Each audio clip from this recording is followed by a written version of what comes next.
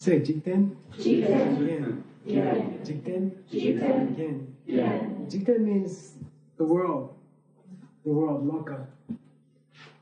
And then Gen means jewel or ornament, like alamkara.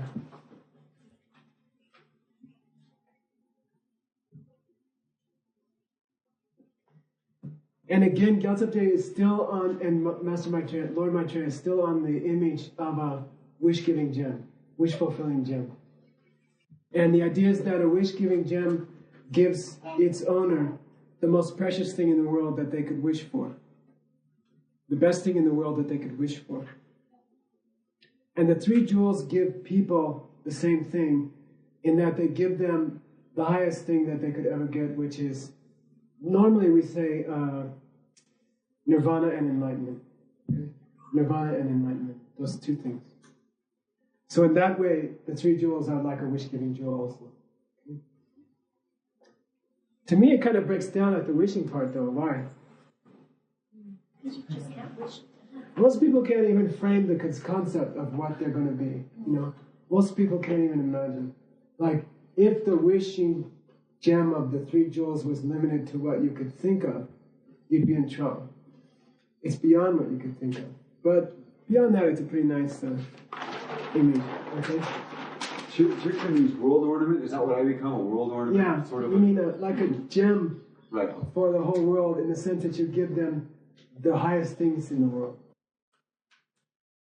And if you said because you give them the highest thing they could ever wish for, I think you could have a debate. You see? Because they can't even frame the idea. We're on number 5, right? Yes. Okay.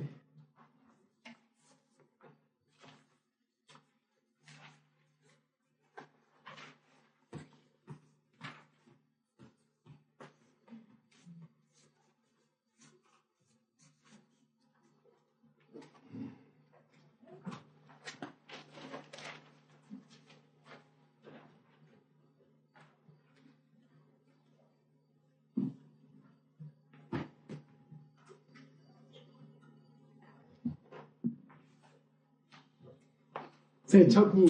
Chokni. Chokni. Chokni. This is the choke and coin choke, right? If you think about it, the last 4 have only been talking about jewels or kon, really, rare. But here they get the choke part. The choke part comes out in this one, 5. So chokni means infinitely supreme. The ni means really, really supreme. The supreme of the supreme, highest supreme. And for this, you need the story of the chemical bank bankruptcy. Like at one point, I had all these gemology degrees, and then people would, the Supreme Court of New York City, Manhattan called me and said, will you testify a thing about jewels? You know, and I said, sure, you know, how much money? No, I'll give you a, you know, I mean, okay. And a company went bankrupt, a loan company. And they had themselves borrowed money before they went bankrupt on the basis of having a whole safe deposit box full of diamonds. So they borrowed so much money from the bank on the basis of this box of diamonds. So then they went bankrupt. So then the Supreme Court calls me in and says, will you assess the value of the diamonds in the safe deposit box? So I said, yeah, but there's one thing they taught you in gemology school was I want a lawyer sitting next to me to see if I switch anything or anything goes wrong, or, you know, they teach you that, you know. So I said, so okay, we had a lawyer and 2 lawyers sitting next to me. And we go down in the basement of the chemical bank, and they take out this, like we go in the vault, it's this huge thing, and then they take out the safe deposit box and they put it on the table. And I start going through I spread them out, all the gems of diamonds on the table, you put them all top down, then you pick them up with these special tweezers, and then you start using this special eyeglass. And the whole room is like quiet, totally silent. Like these people are wondering how much they've been burned for, if they've been burned, or, you know, how much is the loss going to be? You know? And I'm like this, you know. And then he says, what do you think? And I said, they're all fake. Oh my God. You know, 100% cubic zirconiums. You know. And I'm like thanking gemology school for telling me I have a lawyer next to me. You know. And a funny thing happened. The lawyer came up to me afterwards. He said, "What are you going to do? What should we do with those diamonds?" You know, I said, "Throw them out. They're worth 20 cents each, 10 cents each." You know. And he looks at me and he says, "Could you make me some earrings out of this?" I'm like, "Okay, you paid for the $20 gold mounting. I'll put them in there." You know. Says, "Yeah, my wife will love it." You know. I'm like, okay. And so we made earrings for everybody's wives, you know, that were fake. And but you know that feeling that they got the moment I said cubic zirconium, you know, the feeling that you get, that you have a box full of useless paste, nothing, you know. That's what chengyi. Chengyi means the real thing. Chengyi means the real thing. Highest compared to fake. Highest compared to fake. Not the real thing. Okay? Money, intelligence, health, beauty, friends, education, military power, living in the best country. It's all fake. It's just nothing. It means nothing. Okay? Can't protect you at all. You know, people found that out while we were in retreat, right? I think there's this huge wave that we feel that you don't know about, you know. We see this wave. You know, we see a wave that I don't think you can really be aware of because you were in it, you know.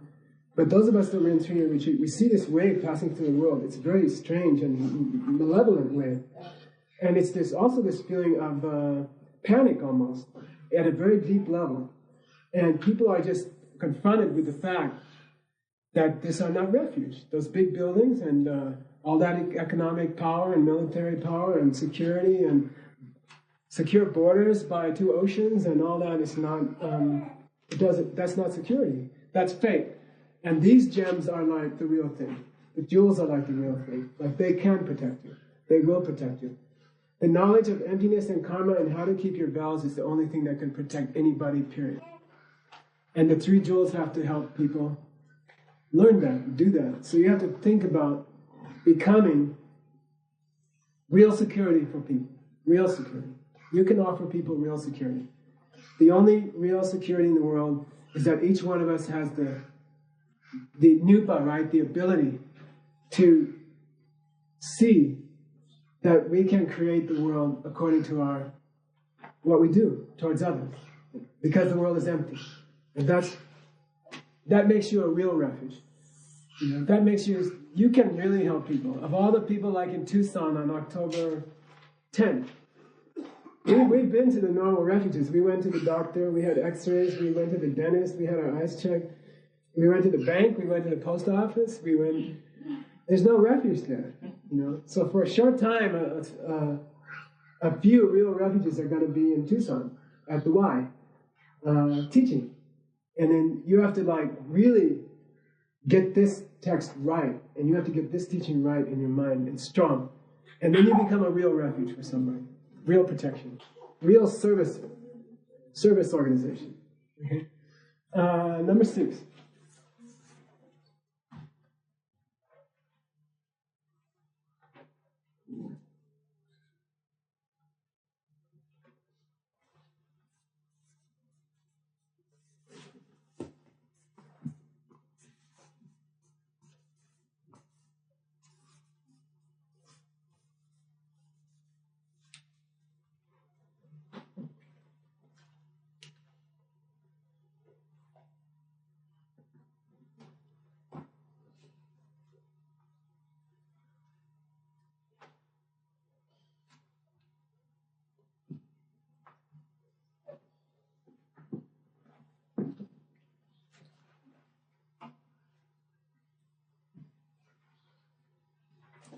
I'm going to go way over today. Nobody minds, right? Okay.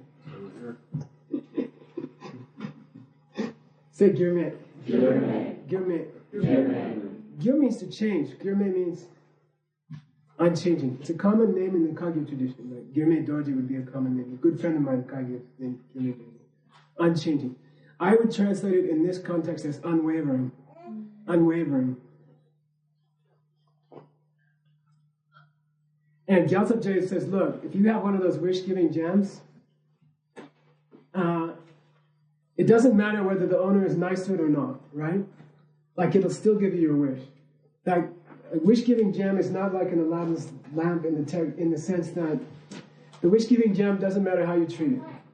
Like you can call the wish-giving gem a dumbhead, or you can call it genius. The wish-giving gem doesn't care, right? It just gives you your wishes. Just like that, now you fill in the rest for me. Metaphor. For what? 3 jewels don't care. You can abuse the 3 jewels as much as you want. They will still do all they can to help you. Okay? They're unwavering in that sense. Okay? They don't care whether you to say something nice to them or whether you try to diss them or anything like that. And as you become more and more of a teacher, then you'll find that you'll have to develop this quality. Okay? Like, you are empty, everybody will have a different perception totally based on their own karma. So you will be perceived differently by every student you ever have. And throughout history, that's always been the case. Lord Buddha was the victim of several assassination attempts. Yeah, we spoke about His Holiness has been the object of uncountable assassination attempts. And that's just the way it happens. People will perceive you differently. And some will treat you good and some will treat you bad, but you have to be Gyurme. And then later, when you become one of the 3 jewels, you're really Gyurme, in that you don't care. You just keep serving, keep helping, keep doing what other people need, no matter how they treat you. And that's one of the qualities of one of the 3 jewels. Gyaltsab Je throws in something else, 3 jewels, especially the Dharmakaya, is Gyurme in another sense. Like what? It's takpa, meaning unchanging, meaning, because it's emptiness. Not because it's empty, careful. Emptiness. Yeah, you get a big debate. Yeah, so emptiness. So Gyaltsab Je being one of the greatest debaters in Tibetan history, says, but don't forget it. We want to become Gyurme in the sense of being the Dharmakaya. Pure emptiness, sheer emptiness. And when you see, you know the story, I've told you many times, when you see emptiness directly, you come out of it and you realize that the emptiness you saw includes the Dharmakaya of the Buddha. In that sense, you've met the Buddha. You've confirmed the existence of a Buddha by meeting that emptiness directly. Okay. Where is that? Oh, there's a little section where Gyaltsab Je discusses the idea of cause refuge and result refuge. And I just thought it's in course number 2, I think. Yeah. But I thought I'd throw in what he says. So we're going to go a little bit.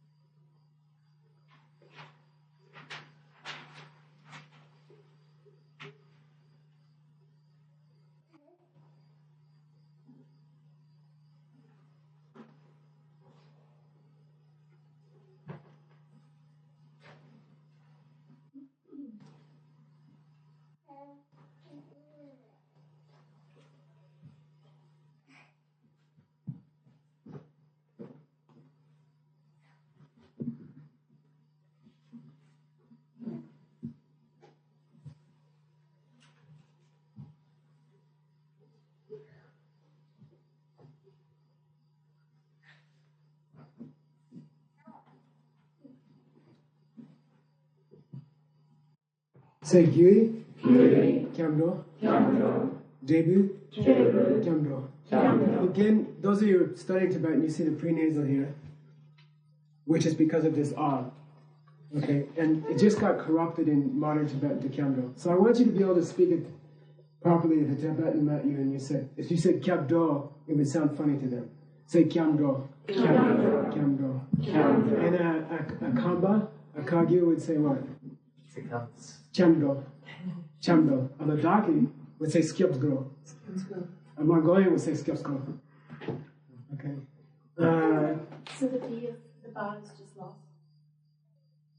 Here? Yeah. Kyamdo. Yeah. In Pasadena. Which is the right one, right? Okay. David Kyamdo. And as I said, Michael, when we were talking about it in class, I always get mixed up about which is which. This is cause refuge. Cause going for refuge. Dro means to go. Gyu means cause. Kyab means protection or refuge. Okay? Causal going for refuge. To remember, if you want a trick for remembering it, you are going for refuge to the cause of your enlightenment, which is other people. You see what I mean? Just people outside of you, like Shakyamuni Buddha, who's already Buddha. They're going to cause you to get enlightened. That's the way I remember it. Okay, it can be confusing. You're going for refuge to the cause, meaning someone who can teach you what to do to get enlightened yourself. Then Devu means result. Devu means result. And that's the opposite.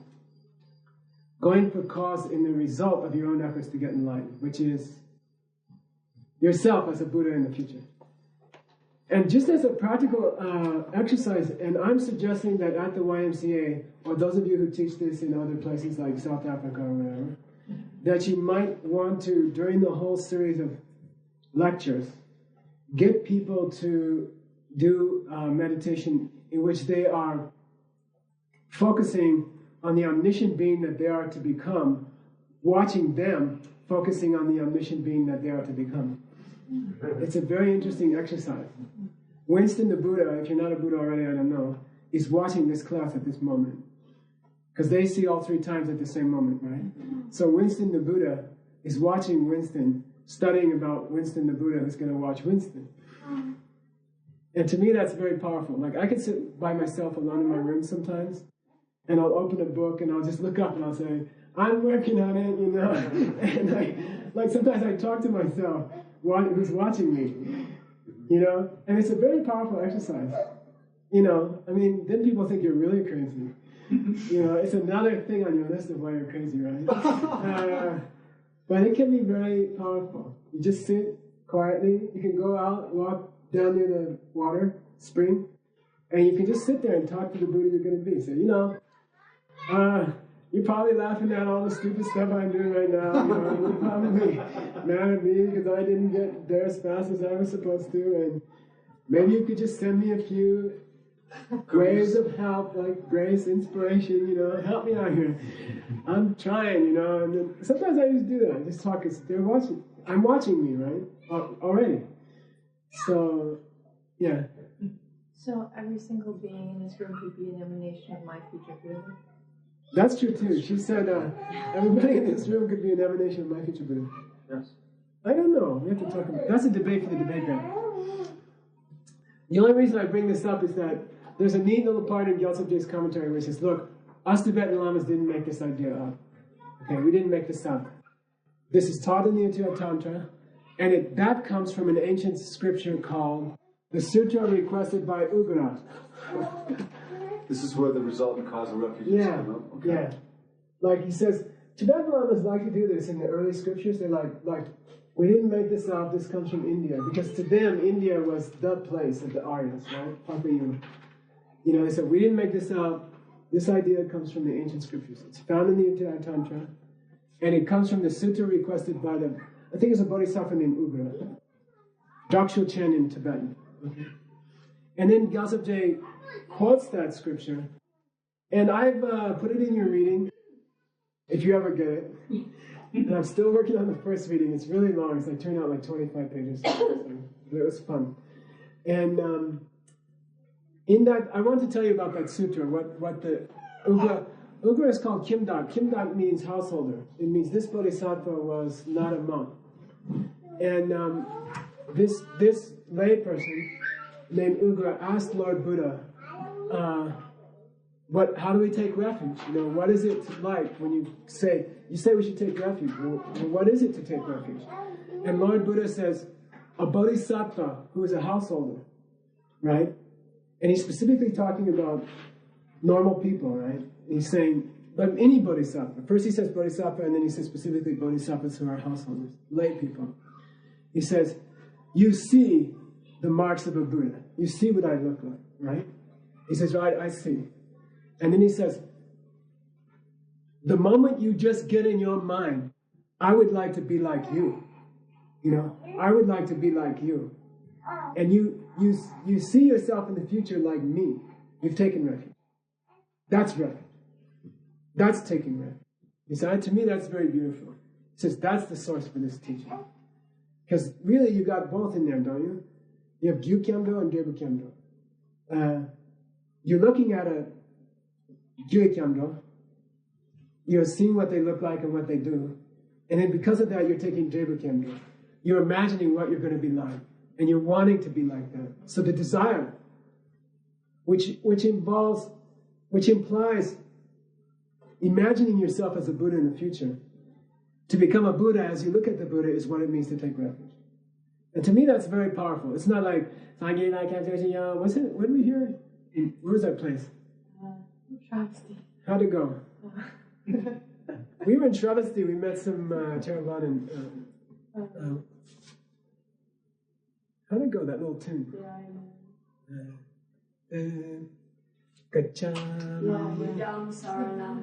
Yeah, that was it.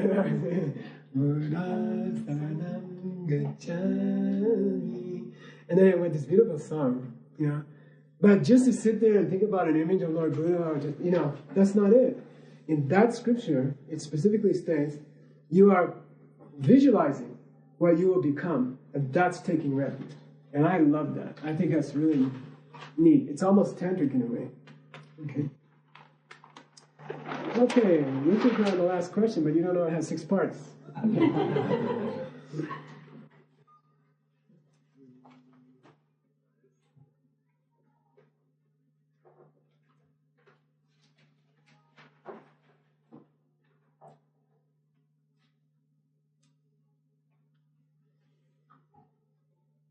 We finished now. We talked about the 7 diamond visions as a whole. And then we talked about the first 3 as a whole, meaning the 3 jewels. Now we start on the process of going through them one by one. We go through the 7 one by one. That'll take the rest of the course, and it takes the rest of the Uttara Tantra. Okay? I don't think I mentioned, or I mentioned and I didn't finish it. The first 4 of the 7 diamond visions are the subject of the first chapter.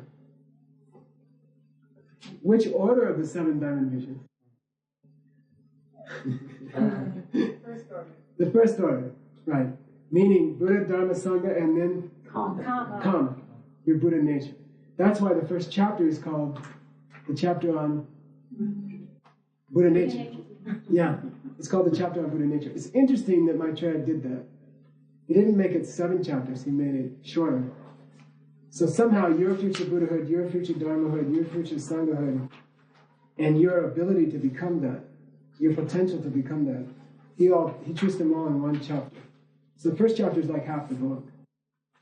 Then he does the next 3 of the diamond visions, which are, number 3? Yeah, Buddhahood outside of you. Then the qualities of that Buddhahood, and then Chenle meaning the most important quality, which is that they can come to you and teach you. Okay. Activity. So those form the 2nd, 3rd, and 4th chapters of the book. But I forgot to tell you, I think there's a 5th chapter. He threw in a 5th chapter. And it's just called kyengyi. It means explaining the benefits. I didn't read it yet. It probably means a small chapter where he explains the benefits of this book or something like that. But just so you know, there's 5 chapters like that. Explaining the benefits? Yeah, it's just called the chapter on explaining the benefits, which they often throw into books to sell them to people. But I don't know why I put it at the end. But anyway, now we're going to talk about the Sangye Konjo, the jewel of the Buddha, the Buddha jewel. Now we're on to the first of the 7, and that's what we're going to do the rest of today.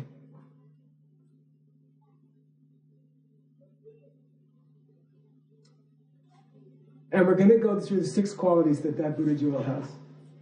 So we already did 6 qualities of what? The 3 jewels in general. Now we're going to 6 qualities of the Buddha jewel in particular.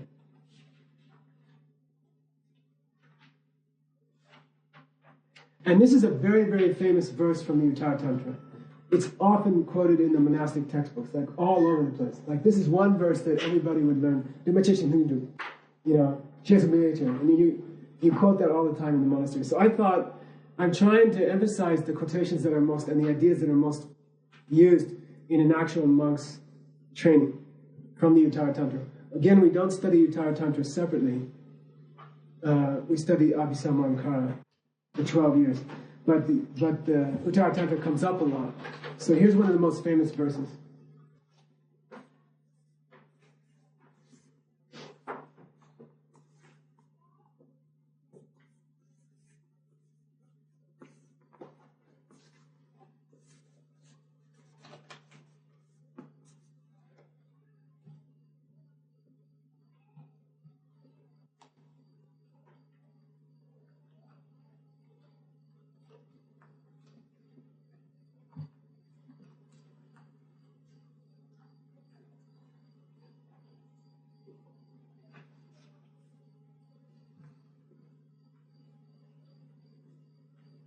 And hang in there, it's kind of going to go long today, and maybe it's a little warm. But we have to work like this or we'll never get things done. So sorry, for about this kind of thing, we have to go late. Okay? And you have to work hard and get it on the first try. You know, like you have to go home and really work on it. Because if you wait to the end, which is 1 week before the October classes, you probably won't be able to teach very well. Okay? So if you start planning bakchaks now, they'll be all fresh by the time. They'll start sprouting by October. Say duma je. Duma je. Duma je, as we said before, means Unproduced. unchanging, unproduced. Yeah, you can say unproduced. Unproduced.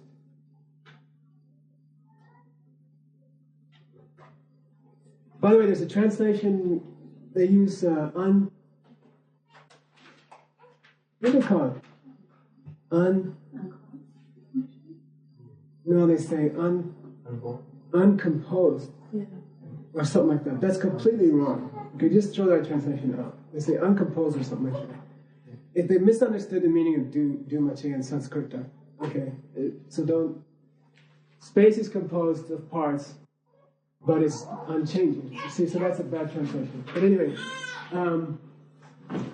duma je means unproduced, meaning doesn't have causes.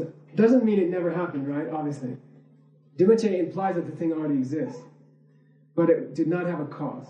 It's either always been there, or it's not caused in the sense that there are not energies put into it which fluctuate. It's always the same. It's always the same. Duma je. To understand this, we need to talk about what you're going to be like when you become a Buddha. Okay? So, me, the Buddha.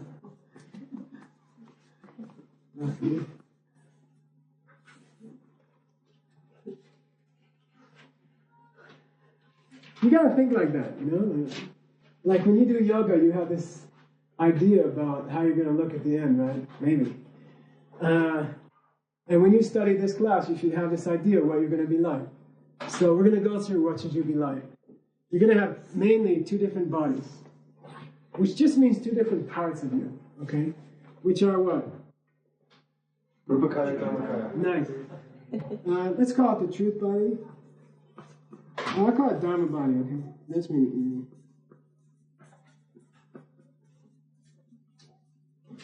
And form body.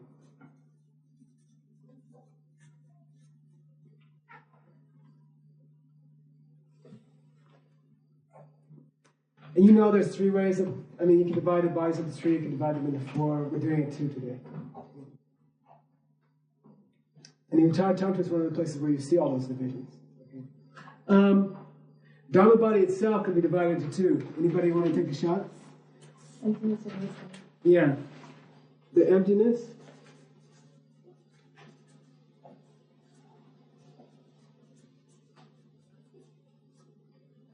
And omniscience. Right? Oh, let's call it wisdom, yeah. We'll call it wisdom.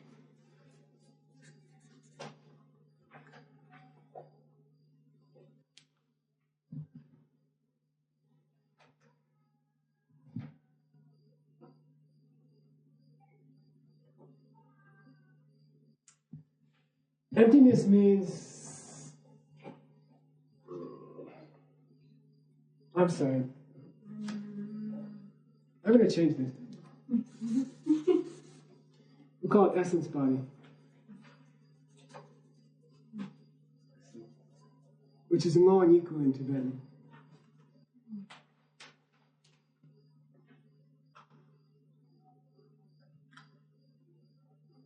This one is changing or unchanging, the wisdom. Changing every moment. I mean, when you see somebody making pancakes 2,000 years from now, you know, and the bubble comes up to the top, the wisdom changes. The image in the mind changes. When the bubble comes up and pops, there's two different images. Therefore, this mind is changing. Okay? But you're seeing it at the same time, aren't you? Yeah, you do see it all at the same time. Even changing more again.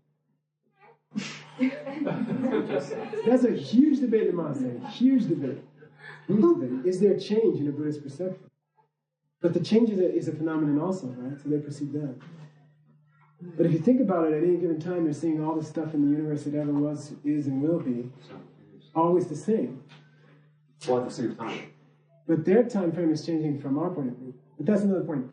Anyway, essence body is purity. They call it purity. Dakpa, namdak means purity. Purity in the sense of being devoid of something. Okay? Two kinds of devoids of something.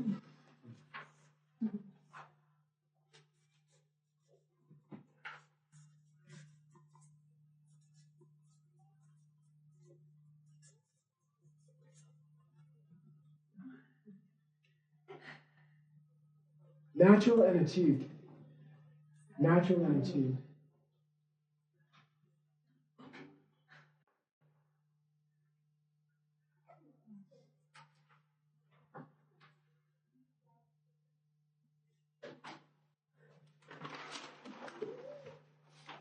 Got it? Mm-hmm. Now let's go back to the first quality in Buddha.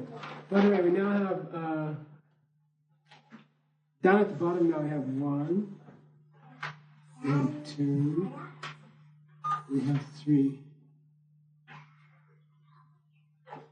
Of the 6 qualities of a Buddha, the first 3 relate to this side. The first 3 relate to the Dhamma body. Okay? Of the 6 qualities of the Buddha jewel that you will become, the first 3 relate to the Dhamma body. Of the 6 qualities of the jewel of the Buddha that you will become, the second 3 relate to the form body.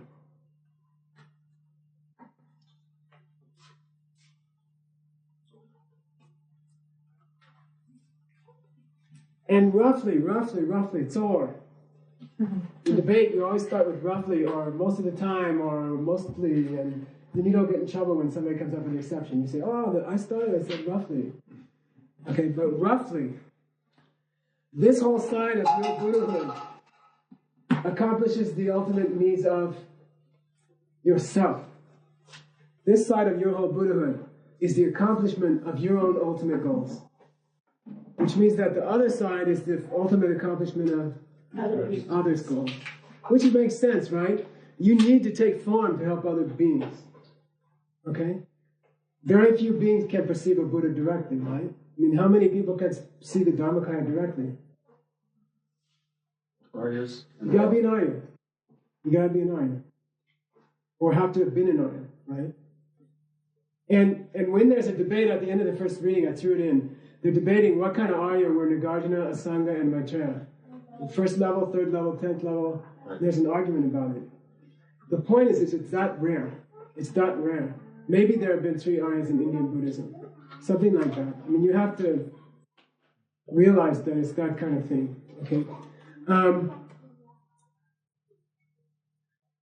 So to really take care of, finish your own needs, you have to have a Dharma body. To really take care of other people's needs, you have to be able to emanate a form body. Okay.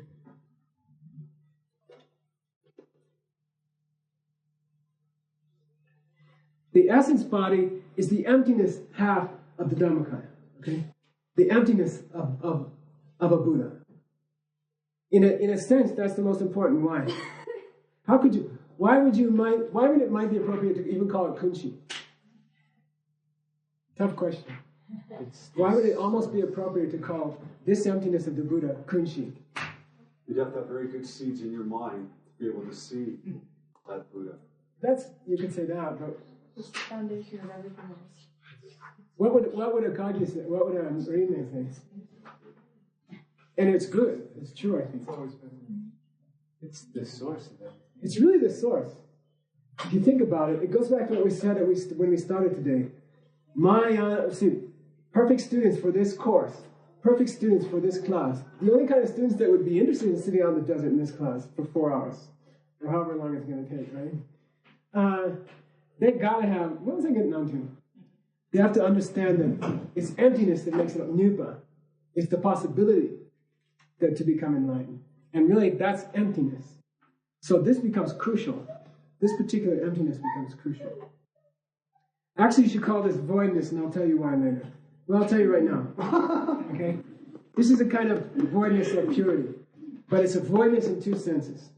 One is natural voidness, one is achieved voidness. Natural purity and achieved purity. What's the difference between natural purity and achieved purity? Natural purity is the purity you've had all along. It's the Buddha nature you have right now. It's the emptiness of your body and mind. It's the availability for you to become anything in the universe as soon as you start keeping your vow book and your morning meditation. And do your 3 retreats. We'll miss you, but we'll cook for you. Say that one more time. Natural We'll purity. miss you, but we'll cook for you. I like that part. Natural purity refers to. Yeah, the natural voidness that you've always had. Okay. The emptiness of you. That doesn't change from the beginningless time up to now and up into your Buddha. It doesn't change. That comes with you. And that's the only reason you become, that's connected back to that idea of potential or possibility that we talked about, nupa. Because you recognize that, you are a true student for this text, this teaching. What would an achieved purity be? It's like the work you've done to clean out your negativities. Abandoning stains. Yeah, like getting rid of your negativities.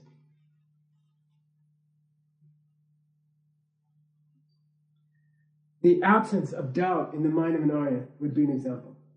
Once you've seen emptiness directly, you can't doubt these scriptures anymore. You'd go crazy about them. That's achieved. Okay? But again, it's sort of it's an absence of something, right? So these two, natural and achieved purity, are still an absence of something. And then wisdom is just, I should call this wisdom, is what we call jitawa.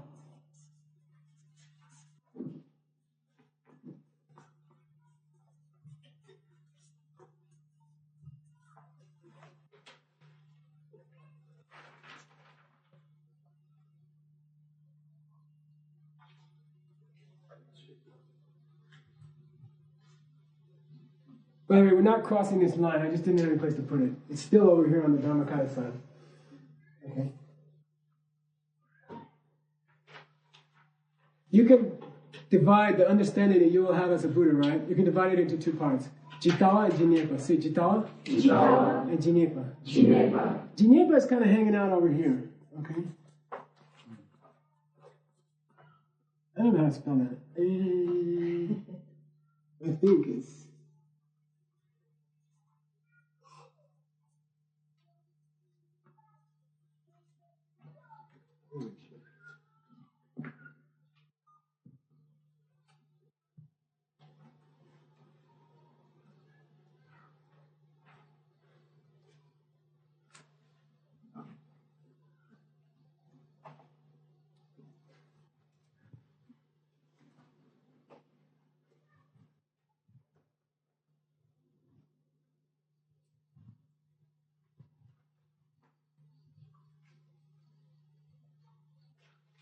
Yeah. So Gyaltsab Je? Jitawa. Jitawa. Jitawa means the ability of an enlightened being to see the true nature of all existing things. the true nature of all existing things. Chittawa means how they are. Chittawa means how they are. The way they are.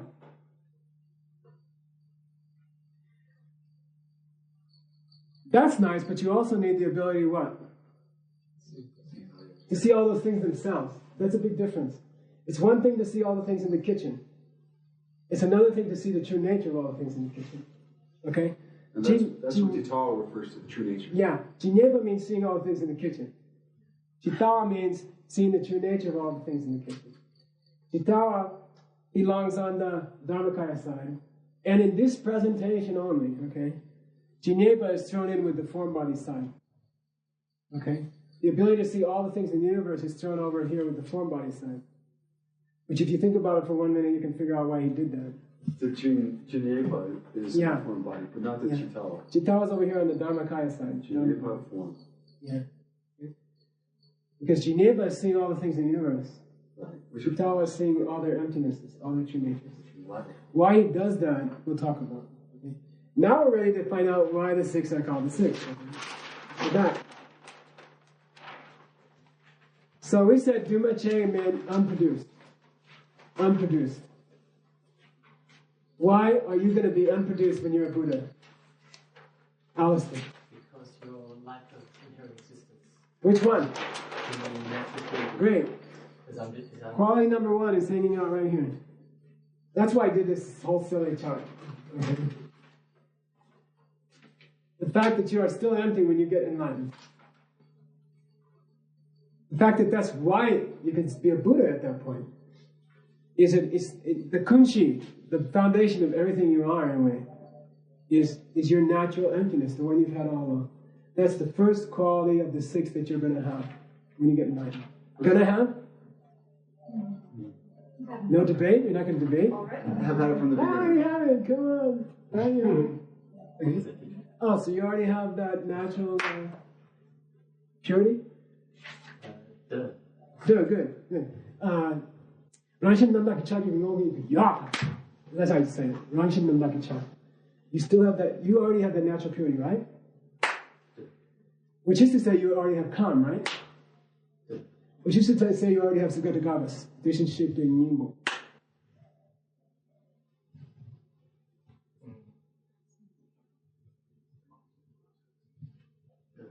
Which is to say you already have the seed which is going to turn into a Buddha. So a Buddha has a seed which is going to turn into a Buddha. Yeah. So a Buddha doesn't have Buddha nature. Good. So a Buddha doesn't have karma. Because you said they were the same. You said they were the same. Anyway, so you can get somebody in trouble that way, okay? True. Go over the video, you'll figure it out. Okay, no, I'm just kidding. Just kidding. When I phrase it as seed to become a Buddha, relationship in Nyingbo, the target, the Garma. Right? Yeah. Then you get in trouble. Then you gotta be, wait a minute. You're talking about the Buddha seed which still has impurities. Remember that thing? Yeah, calm, right. Yeah, calm. And then you say, which calm are you talking about? You know, you gotta be careful. The whole point of debate is to get somebody onto a, you know, they say that, and then he goes for it, and then he's like in trouble, and then you jump a corner. Yeah. Okay. Okay. Second Buddha quality.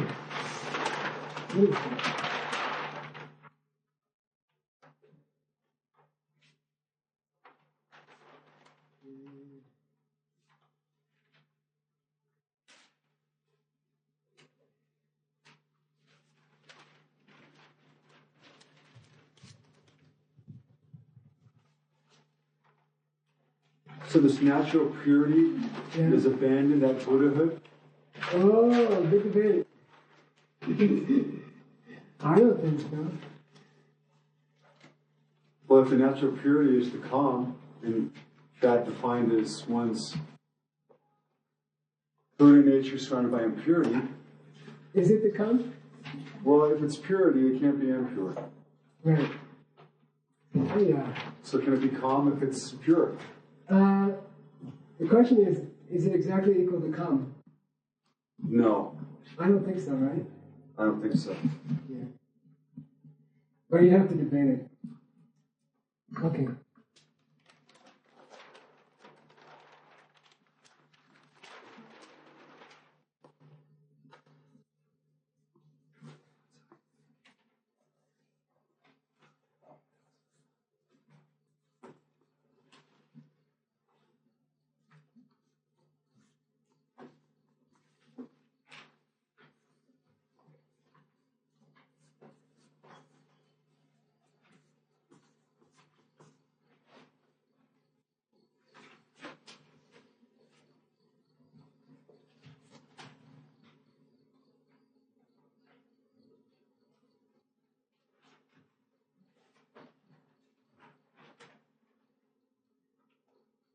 Say shengyi.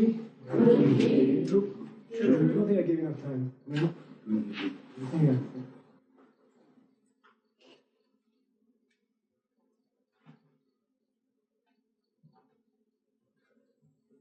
Say shengyi. Drup. Short. Short word to say. Hlun. Like Lama Hlun in Kopal, right? This is the meaning of that name. Hlun means spontaneous. Hlun drupa means happened like in a hlun. It just means whoop. You know, hlun drup means happened. Hlun means whoop. You know, just means happen like that. It refers to the spontaneous ability of an enlightened being to go and reach all other beings and help them. Hlun drup. No premeditation. Not even any discursive or conceptual thought. No idea, I have to go to planet Earth now and help those people. You just appear there automatically. Sometimes I like to translate Shengyi drupa as automatic. Okay? Automatically. Do you want to debate me on something? She looked like I'm waiting for somebody. Let's go back here. Nothing raises a question? Huh? Which side of the road is it? Yeah, it's on the wrong side. I said the first three were going to be on the left side. This one's got to be on the Right side. I busted my brain about this all morning. Then I read Gyaltsab Je more carefully. And it's very beautiful. There's a very, very, very subtle mental affliction, or you almost can't call it a mental affliction, but at the very, very final stages of your path, just before you get enlightened, you get rid of an extremely subtle bhakchak that infects your mind.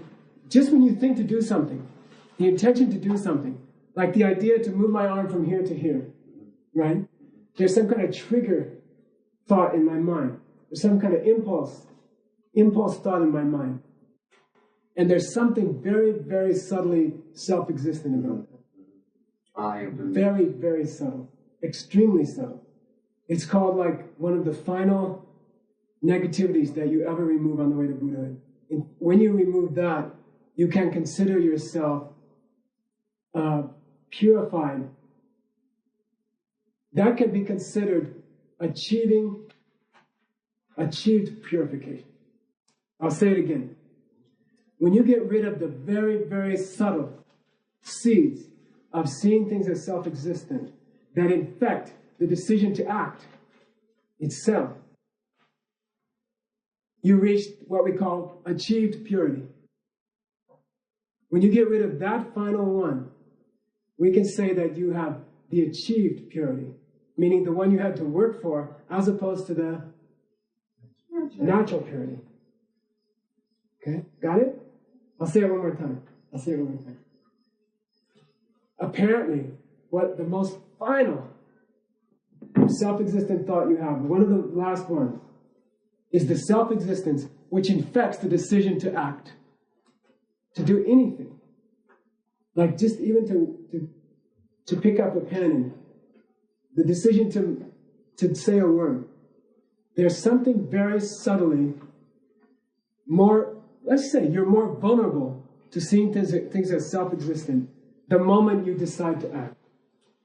Okay? Now you can debate that a lot and you can have a lot of wrong ideas about that. Does it imply that we shouldn't think to act? doesn't imply that we shouldn't act. You know, we've got to be really careful about that. I think one of the mental afflictions that could infect you at the final moments is the belief that I am picking up the pen. Whole cause and effect thing. The whole cause and effect thing. Like, I go to the dentist to fix my tooth. Is that what fixed my tooth? No. You see? I drive to Tucson, 4 hours there and back, 5 hours, to have some guy drill my tooth. Is that what fixes my tooth? So I make a decision to get in the car. I make a decision to start the car. I make a decision to go. That whole process is infected by the belief that it's the dentist who's fixing my tooth. Okay? Very subtle, extremely subtle. It infects everything we do. Is the way to get negative people out of my life to avoid them. You see? Is that the way to get rid of the people around me that hurt me or who are irritating to me? You see? It's all wrapped up in worldview. So, once you get rid of that final seed of thinking to do anything for self-existent reasons, you no longer get in the car because you believe the dentist is self-existently going to fix your teeth. Okay? Then you achieve a kind of purity. It's not a purity that you've had Natural. all along, or natural. Where is it here? Yeah, here. Okay? But it's spontaneous too.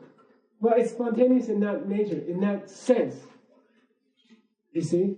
So Gyaltsab Je is saying, if you want to know why Lord Maitreya didn't stick spontaneous help of others over here, it's because when he said spontaneous, he was talking about doing things with ultimately pure worldview. The achieved purity.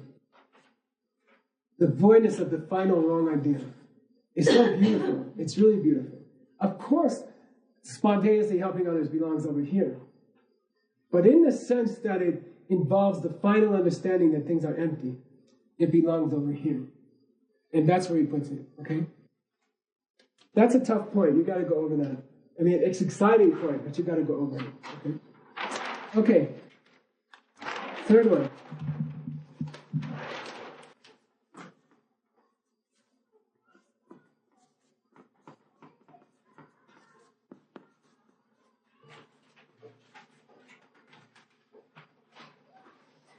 Maybe we're going to move some of those appointments after that. Yeah. I just want to roll through these and not worry about how late it's going to be, okay? I never know when I write a class how long it's going to take to teach it, okay? I think the more is better than less, right? Right in the middle of nowhere. Yeah. Okay. I'm also shortening them a bit to make it easier. Right?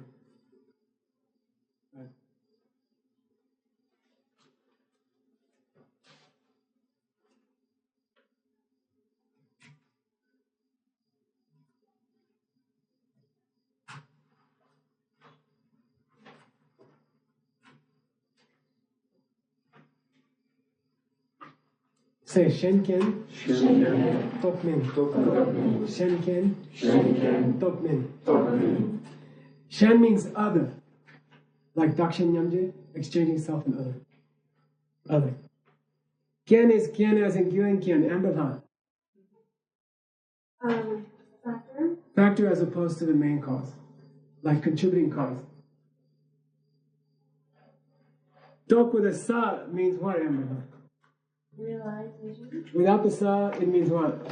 Wrong idea. Careful, yeah? Be very careful. Without the sa, it means wrong idea. With the sa, it means right idea. Talk is wrong idea. And the pronunciation is exactly the same. Yeah. Here it means right idea. Realization. Like Winto Gin. Right? So when you debate, you got to be damn careful with this. You say, tokminpa, and the guy will lead you on for 20 minutes and then suddenly tell you, oh, I was spelling it without the sa. Like he covers himself either way, right? It's very cool.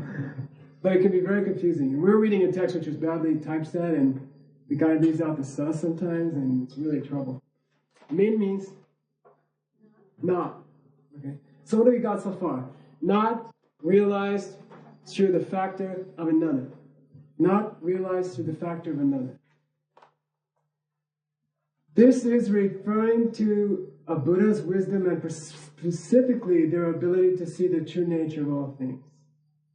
This is referring to a Buddha's wisdom and specifically their ability to see the true nature of all things. Let's go back to that chart. Where are you going to put that? Having to do with wisdom.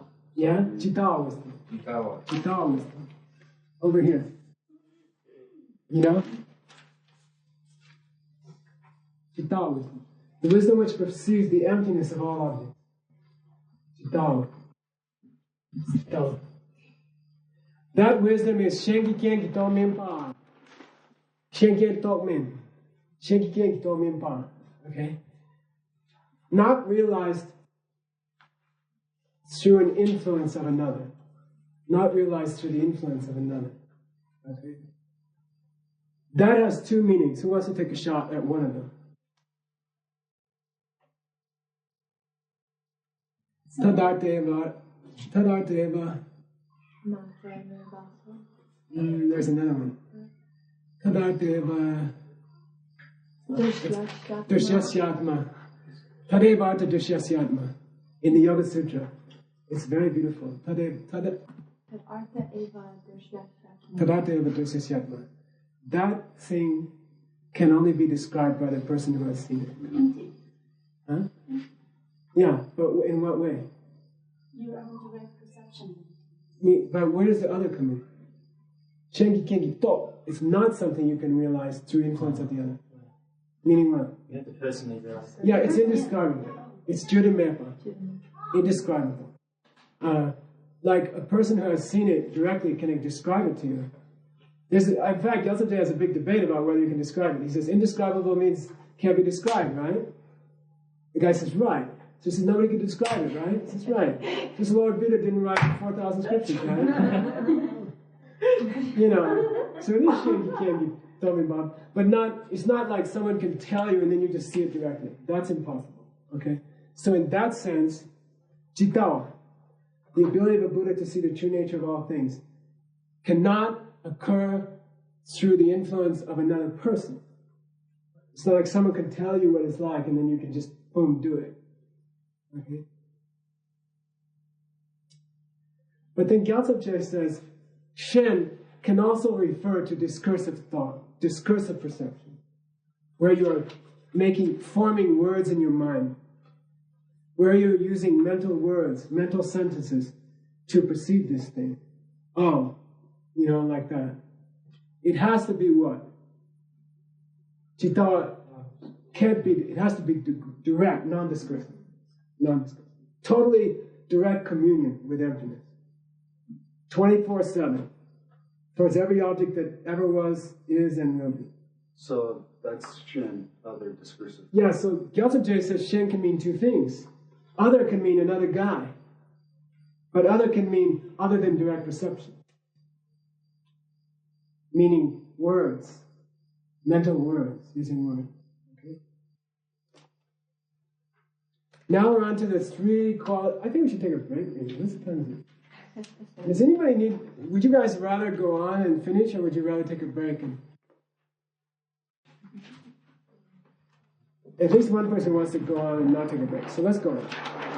I'll try to do it a little faster. We're on to the three qualities that relate to yeah, which is helping mainly other people, right? Oh, these I know in my head. Okay. Well, what's he called it? Hang on.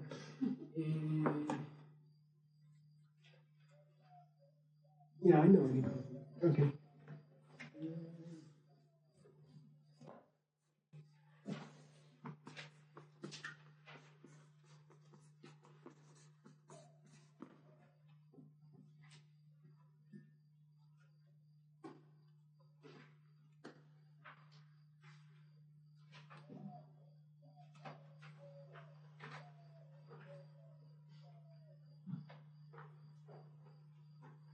Say kyengyi. Kyengyi.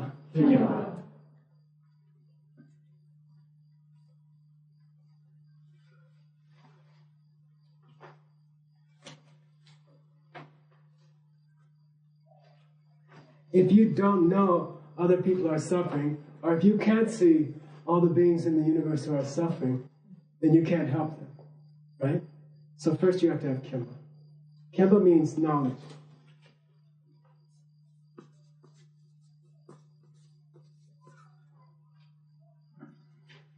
Kyengyi means knowledge.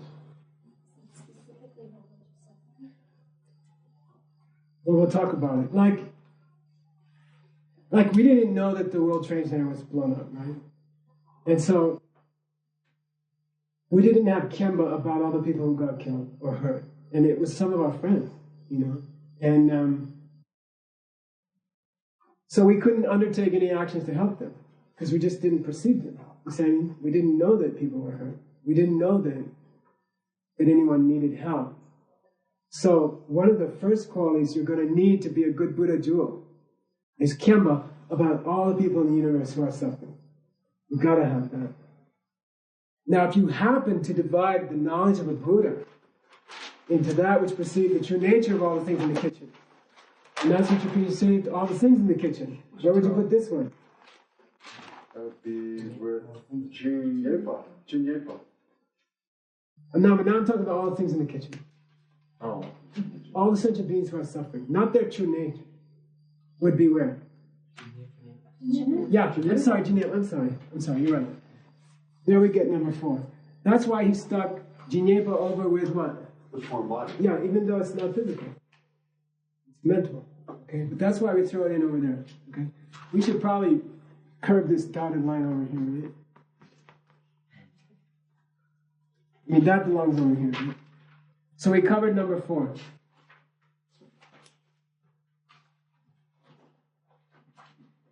What Jinnyeba means is all existing objects. The wisdom which can perceive all existing objects. Jinnyeba. All the stuff in the kitchen. All conventionally existing objects. Oh, wait, I'm going to debate you. Don't. Sorry. You just ruined a good debate, you know. Debate they didn't hear. All the things in the kitchen. Alright? The ability to see all the things in the kitchen. And Jitala is the ability to see the emptiness of all the things in the kitchen. But more specifically, Jitala means the ability to see every existing object. Jinnyeba. Yeah. Yes. Now we're ready for debate, Michael, if you wanted to. Jinnyeba yeshi chen. Chitang jitala. Let's take Jinnyeba, the wisdom which perceives all objects. Omniscience of a Buddha. Does it perceive all existing objects? Chitang jitala. You can either say duh and agree, or you can say chi and disagree. Duh. Chitang jitala. So it does perceive all existing objects, right? Duh. So, Tony Chimayamata. So I guess Tony doesn't exist. Emptiness, Shinito doesn't exist, right? I didn't say that. Oh, so emptiness is not an object. I didn't say that. Oh, so emptiness is an object. Yes. But it doesn't belong to all objects. Yes, it does. Oh, so Jitawa sees, so Jinnyeba sees emptiness also. I didn't say that. So Jinnyeba doesn't see all existing objects. I didn't say that. So Jinnyeba does see all existing objects. As defined, yes. So poor emptiness doesn't get to be all existing in the group of all existing objects? In this case, no. Oh, that's a pretty good answer. But it just happens to be that the way Gyaltsab Je fudges that was the different way than you fudged it. He said, look, obviously, this Jinnyeba sees all the objects in the universe. Obviously, the emptiness of all the objects in the universe is an object in itself. So obviously, Jinnyeba does see what Jitala sees. But it's a nice division anyway. So why is this vision made? There is not a division. I mean, mostly, we describe this as perceiving the emptiness of all the things in the kitchen. Mostly, we describe this as perceiving all the things in the kitchen. But actually, technically, this perceives all the things in the kitchen, which includes the emptiness of all the objects. All right, no fun. You guys are no fun. So we've covered 4, right? Where is that? Oh. 5.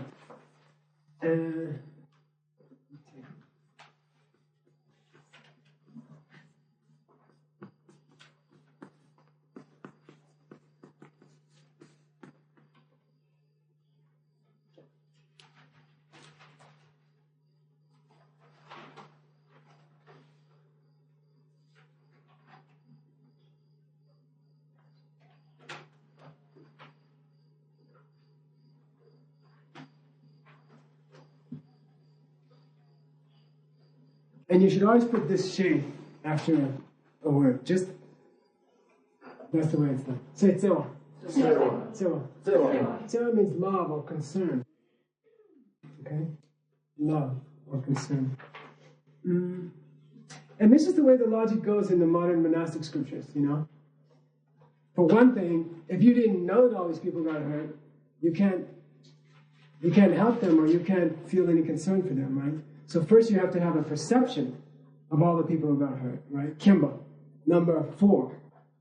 You have to know that there's people who are hurting.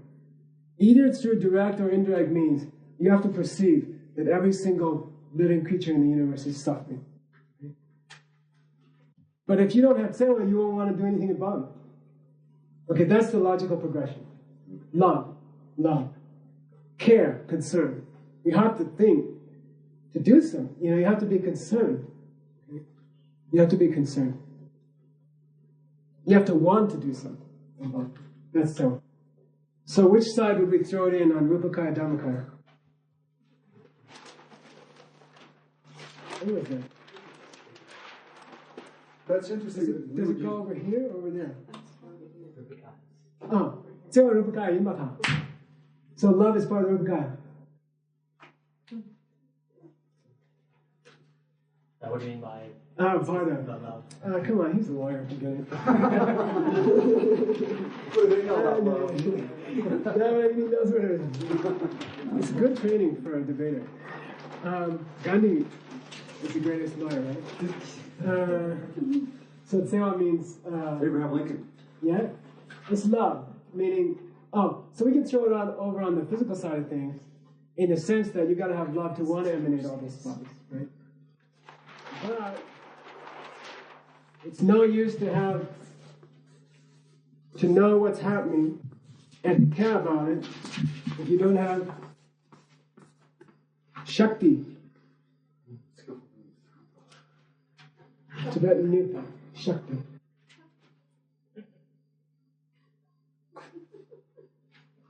We had a nupa before today, right? Which was understanding the possibility of the power. This is a different nupa. This one is shakti. Okay? Meaning what? Energy. Yeah, energy or power. It's no use if you have jnana, if you know that everyone's in trouble. It's no use if you have tsewa, which is what I forgot. Anyway, love. If you don't, what is that? I don't know. I think it is.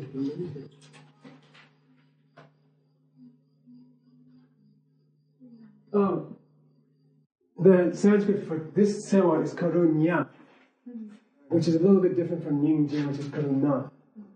So, just so you know, the number 5 is karunya, which is a little different. Okay. Your Sanskrit teacher will go over that. But nupa is shakti, power. It's no good to know that everybody in the World Trade Center was hurt. It's no good to even be concerned about it if you can't do anything about it. Okay? And you can help them, even now, if you understand Dhamma. Okay? You can help them, even now, if you understand Dhamma. Okay? But mainly this is talking about, if you can't see that all the beings in the universe are suffering, you can't help them. If you don't care that they're suffering, even after you know that they're suffering, that doesn't count either. But if you have power, shakti, if you have the power to do something about it, then you're a real Buddha. refuge, Buddha jewel, refuge. Then you can help people. Then you are shelter, then you are protection. So really, we all have to aspire to those 6 qualities. And you got to think about them all the time. You got to think, you know, I'm going to have this quality, this quality, this quality. This chart has to be in your mind. I want all 6 of those qualities. I'm going to have all 6 of those qualities. And under here you could put, knows what's going on. Cares about what's going on. Can do something about what's going on. Okay? Knows what's going on. Cares about what's going on. Can do something about what's going on. Okay?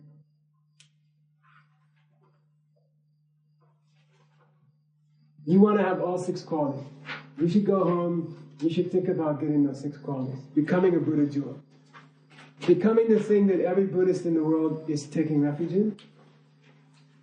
And even the people who never heard of Buddhism, you'll become their refuge. You will emanate as a Sufi saint, or you will emanate as the person sitting next to them on the bus who irritates them, or whatever it takes, according to their karma. Okay? That's all. So we'll finish there. I'm sorry I went on so long. And see you on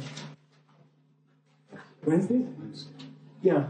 At which time we'll probably go over the Dhamma Jewel, the next of the 7, right? Okay.